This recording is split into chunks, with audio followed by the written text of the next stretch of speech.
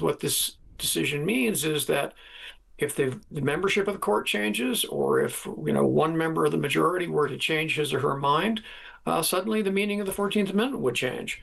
And I think what this is likely to be, or at least may well be, is the beginning of a long fight, not dissimilar to the one we had over Roe versus Wade and the right of abortion in this country, in which the very conservative branch of the Republican Party is going to wage a long fight to try to get the court to change its mind about what the Constitution means about who's a citizen.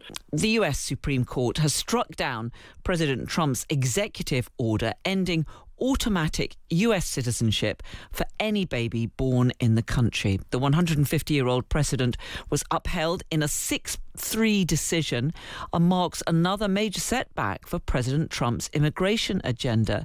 In the Oval Office today, the president criticised the ruling. I guess I have to accept it's the Supreme Court, so I'll accept. I think it's very bad for our nation. We're the only nation that does it. No other nation does that birthright citizenship. No, not even close. Some did it, they ended it. It's tremendously destructive. It's extremely costly. I don't know, it's up to them. But in terms of for the good of the country, it'd be great if they didn't allow it.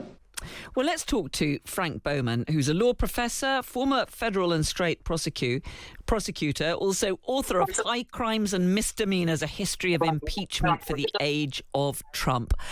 Frank Bowman, good evening to you. Good evening to you. What do you make of this Supreme Court ruling today?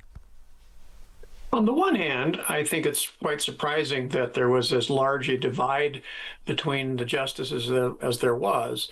This really should have been a slam dunk. It should have been 9-0 in favor of upholding the interpretation of the 14th Amendment of the Constitution that provides for so-called birthright citizenship. But instead, it was, at least on that constitutional question, it was 5-4. Now, in the near term, what that means is that regardless of what Mr. Trump may want, in fact, regardless of what Congress might want, birthright citizenship remains the law of the country.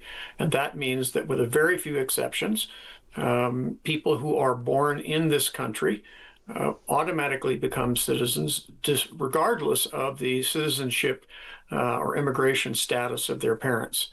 So that's the short-term consequence. There may be longer-term consequences over time that we can talk about if you like.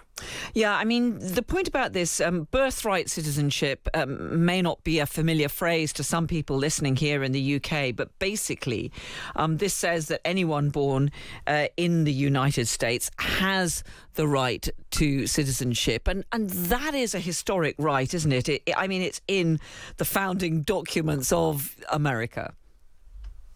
Well, it's part of the Constitution.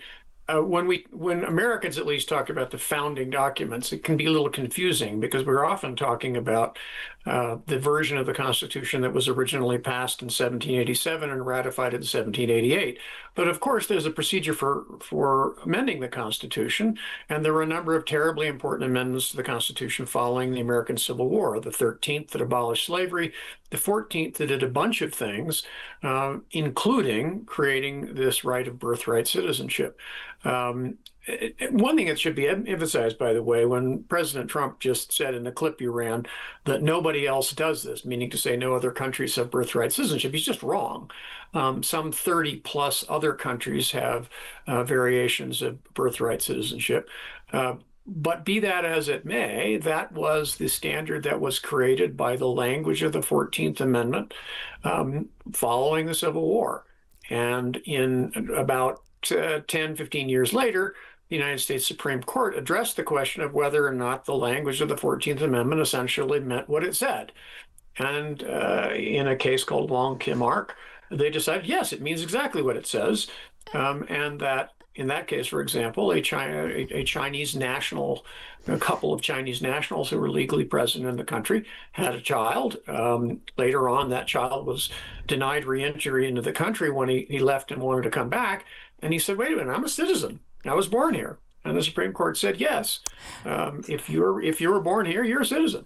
Well, this is clearly a setback for the US president. I mean, it basically said that he couldn't use an executive order, which President Trump is very fond of using, to change this right.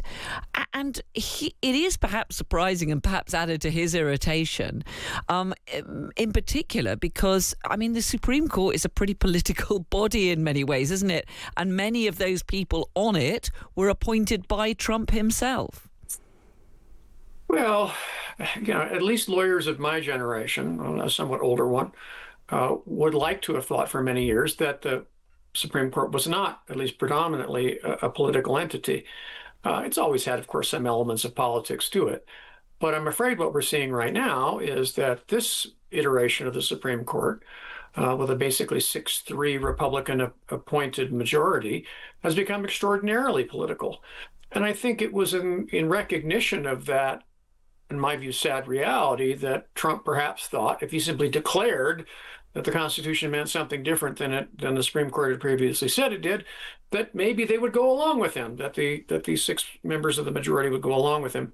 And in this case, at least 2 of those conservatives did not. And they joined with the liberals on the court to make this 5-4 decision. What I think is interesting is that there were 4 justices who were willing to essentially overturn the plain meaning of the text, a very old precedent, to essentially change the character of the American population. Does this mean that's going to be the end of the conversation about birthright citizenship? For better or for worse, I think probably not, because what this decision means is that if the membership of the court changes, or if one member of the majority were to change his or her mind, suddenly the meaning of the 14th Amendment would change. And I think what this is likely to be, or at least may well be, is the beginning of a long fight, not dissimilar to the one we had over Roe versus Wade and the right of abortion in this country, in which the very conservative branch of the Republican Party is going to wage a long fight to try to get the court to change its mind about what the Constitution means about who's a citizen. So this may only be the opening shot in a very long battle. Frank Bowman, law professor and former federal and state prosecutor. Great to have your thoughts. Thank you so much for joining us tonight. My pleasure. Thank you.